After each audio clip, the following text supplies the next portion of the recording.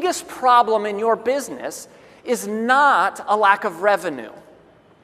The biggest problem in your business is a lack of reputation. Reputation precedes revenue.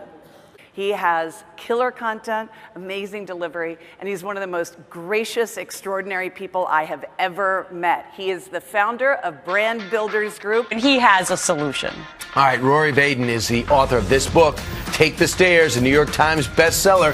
That successful people do the things they know they should be doing even when they don't feel like doing them, i.e. take the stairs.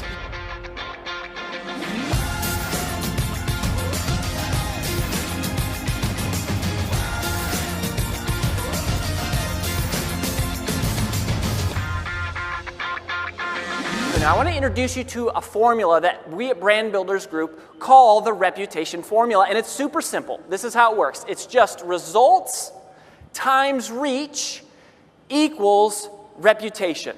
Results times reach equals reputation. But no matter how great the results are that you've delivered for yourself or for your clients, if you have zero reach, if nobody knows about it, if you have zero reach, your reputation is still zero. Because if I don't know you, I simply cannot buy from you. The challenge today is noise. So much noise, so much content. Everyone's posting everyday content. How do you break through the noise? Because there's always somebody that's going to be smarter than you. There's always someone who's funnier than you. Better looking, better connected, has more money to do whatever. I think the thing that you see is that when a celebrity grows, it's because they're being raw and authentic, and it's themselves. And that is what people are drawn to, because we live in this world of tremendous fakeness, right? I mean, we have these masks, and we do it because we're completely insecure. Trying to fit in. We're trying to fit in. We're totally insecure. And a personal brand should be about standing out. Yes. Not fitting in. It should be about how do you stand out more. Yes. That's it, man. Like when you are doing you, you're uncopyable. If any of you have met AJ, you know, we're business partners. We were business partners before we fell in love. And AJ is a checklister, a taskmaster. She's a do-getter, runs the house, runs the business, very productive. And so when we go to get married, we go to the county clerk's office. And what happens is, any of you that have been married before, you know that what makes the marriage official is the piece of paper. And so this county clerk, she slides this paper across the desk, and naturally AJ grabs it and she starts filling it out, right? So she writes in her name, her birth date, her social security number, that whole sort of thing. Well, when she gets down to the bottom half of the form, which is supposed to be all about the husband's information, rather than giving it to me to let me fill it out, she decides she's just going to go ahead and fill this in for me. Wouldn't want me to make a mistake or something, so she just starts cranking on the form, right? So she writes in my name, my birth date, my social security number, and she gets down to the last question. And the last question says ethnicity. And she writes in for me, Caucasian. And I looked at her and I was like, honey, what are you doing? And she says, what? I said, you just wrote down Caucasian. She goes, yeah, so? I said, honey, I'm Mexican.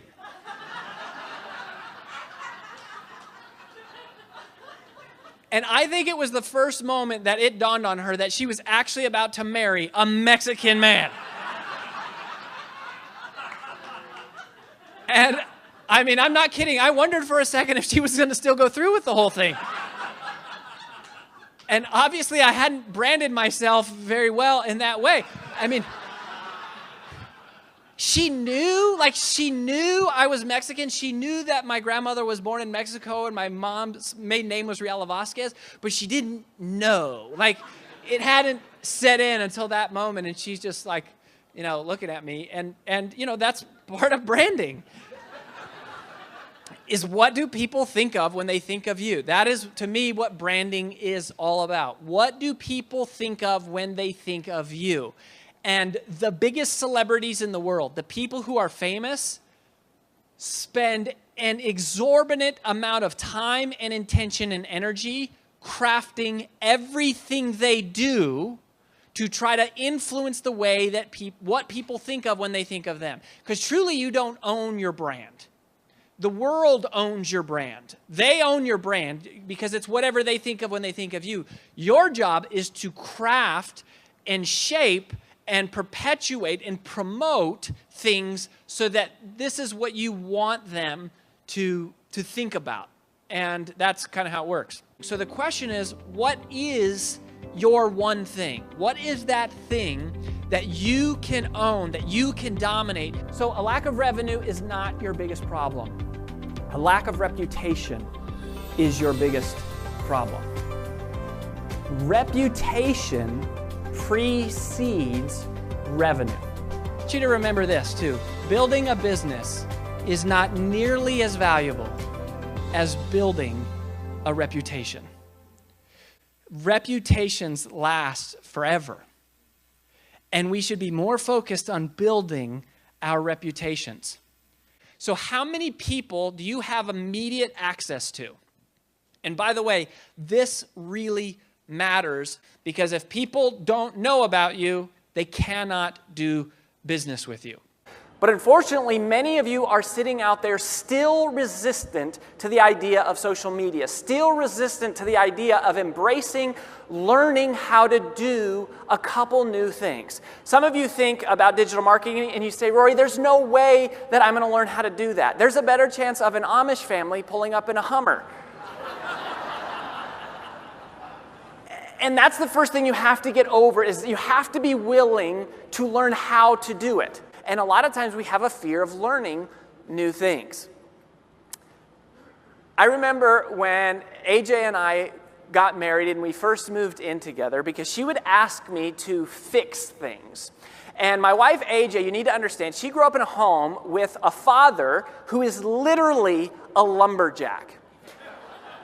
Her dad, Ronnie, is 6'4", 250 pounds. He hunts, he fishes, and he fixes stuff.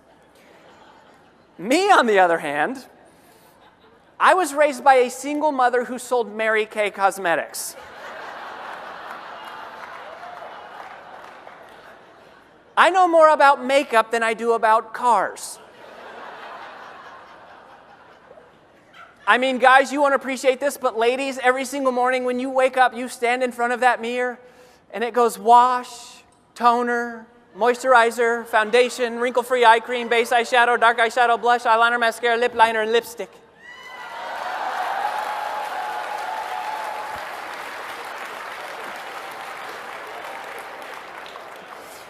Notice how all the women are laughing and clapping. They're like, oh, he's so funny, we like him. There's this whole row of guys up here in the front row looking at me like, you know, this dude was a high school cheerleader.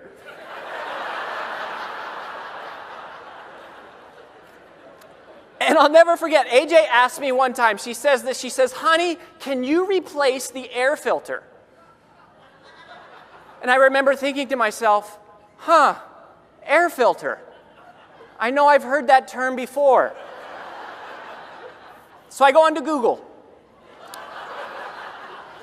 And I look up air filter and I say, okay, great, babe, do you want an air filter for the car or for the house? And she says, she points to a metal crate at the wall and she says, just go to Home Depot and get the thing that fits in there. And I remember thinking, Home Depot.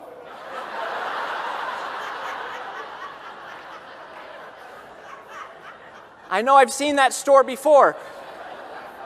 So I go to Home Depot and I'm walking around for probably 2 or 3 hours. And this young woman walks up to me. She says, sir, can I help you? I said, yes, I need an air filter. And she says, okay, great, we have those. She says, what size? I say, they come in sizes? Don't judge me. So I had taken a picture. She gives me the air filter. We go home, and I'm working on installing this air filter for, no kidding, at least 45 minutes.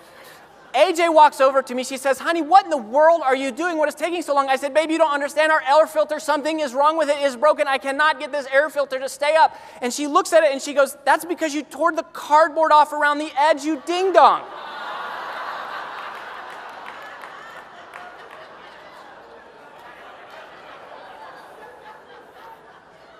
And so when it comes to fixing stuff, for me, there's a better chance of an Amish family pulling up in a Hummer. But look, anytime you do something the first time, you feel ignorant. But if you never learn how to do it, you always remain ignorant. And the only reason you wouldn't do it is because of fear. You're scared that your content won't be well received. You're scared it won't be good enough. And while it is true that if you suck in real life, you will suck online.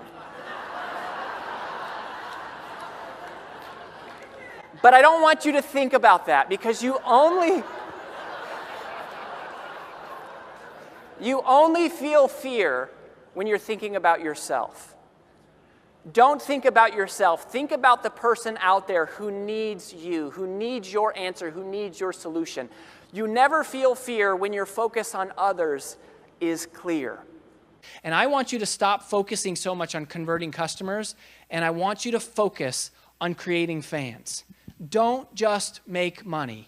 Remember why you got into this business, which is to make a difference.